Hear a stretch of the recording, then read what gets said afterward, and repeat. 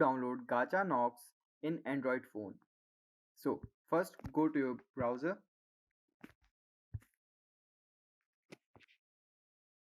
and then search for Gacha Nox APK Pure,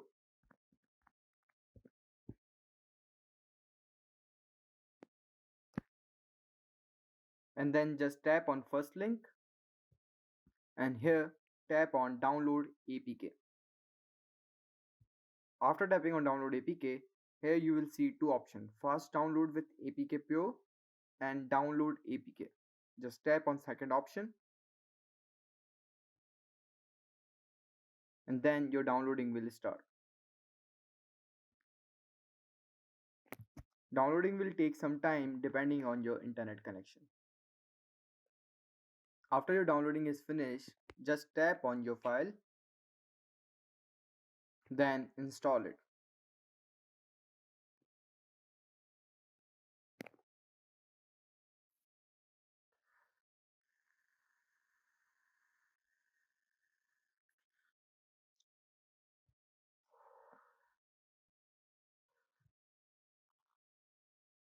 After installing, just tap on done and then go to your home. And then here you can see Gacha Nox has been downloaded. Just open it.